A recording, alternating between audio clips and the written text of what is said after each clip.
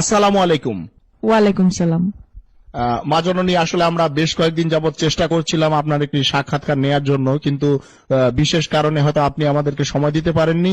আজকে আপনি আমাদেরকে সময় দিয়েছেন, এই জন্য আমরা এবং আমাদের চ্যানেলের সকল দর্শক কৃতজ্ঞ।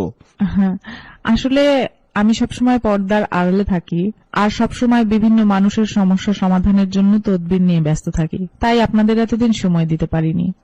যা বলার একটু তাড়াতাড়ি বলবেন, ভিতরে লোক বসা, তারা অনেক দূর দূরান্ত থেকে আসছে।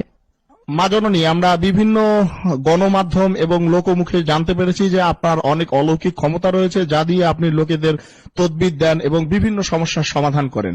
এই ক্ষমতা আপনি কোথায় থেকে পেলেন বা কিভাবে পেলেন, যদি আমাদের দর্শকদের জন্য একটু বলতেন। আমার বাবা মারা যান। আমার বাবার ভীষণ ইচ্ছা ছিল আমি যেন হাফেজা হই, তাই আল্লাহর অশেষ রহমতে মাত্র 7 বছর বয়সে আমি কুরআন খতম দেই। এরপর আমার 11 বছর বয়সে একদিন একজন আলেম জিনের সাথে আমার স্বপ্নযোগে সাক্ষাৎ হয়। তিনি আমাকে মানবতার সেবা করার জন্য আধ্যাত্মিক শিক্ষা ও জ্ঞান দান করেন। তারপর 12 বছর বয়স থেকে আজ অবধি মানবতার সেবায় কাজ করে যাচ্ছি। আপনি আসলে কি কি বিষয়ে তদবির দিয়ে থাকেন? যদি কোনো ছেলে বা মেয়ে কাউকে মন থেকে সত্যি ভালোবাসে, আমি চ্যালেঞ্জ করে বলতে পারি 48 ঘন্টার মধ্যেই সেই ছেলে বা মেয়ে ছুটে আসবে তার কাছে।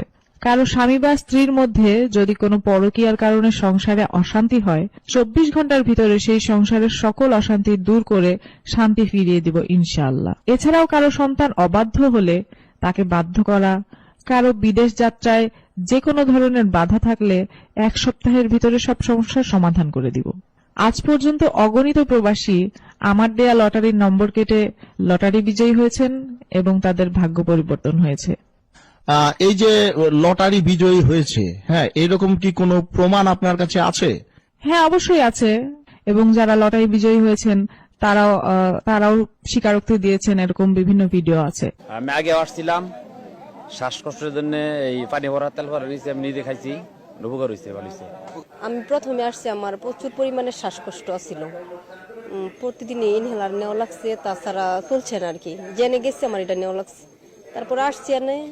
আসার পর থেকেই গত সপ্তাহে আসছি, আজকে শুক্রবার, 1 সপ্তাহের মধ্যে ইনশাল্লাহ আমার ভালোই লাগতেছে। একজন আমার প্রতিবেশী আর কি অনেক অসুস্থ ছিল, বাচ্চা অনেক দীর্ঘদিন যাবত।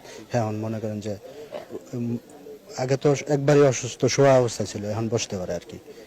তো এই ধরনের আরো 2-3 জন আসছে আর কি, যার কারণে আমরা আসছে এখানে ওই সন্তানদের জন্যই যেন সমস্যা ভালো বেলা গেছে। আমি ঠ্যাঙ্গার ব্যথা আর কোমরের ব্যথা প্রথমে আছি এখানে। শুনছি সবাই আসলে নাকি যেটা এই অসুস্থতা থাকে এটা নাকি ভালো হয়ে আসে। মা জননী, এইসব কাজের জন্য আপনি আসলে কত হাদিয়া নেন? আমি এই কাজ করে 1 পয়সাও নেই না। তবে কাজে সফল হলে কেউ কিছু হাদিয়া দিতে চাইলে আমার একটি এতিমখানা আছে, সেই এতিম বাচ্চাদের যে যার সামর্থ্য অনুযায়ী হাদিয়া দিতে পারবেন। আসলে অনেকে দেশে আছে, কেউ বিদেশে আছে, সবাই তো আর সরাসরি আপনার দরবারে এসে আপনার সাক্ষাৎ করতে পারবে না। তাই আপনার সাথে সরাসরি কথা বলার কি কোনো ওয়ে আছে বা রাস্তা আছে, বুদ্ধি আছে এরকম? আমার সাথে সরাসরি মোবাইলে কথা বলেও তদবির নিতে পারবেন।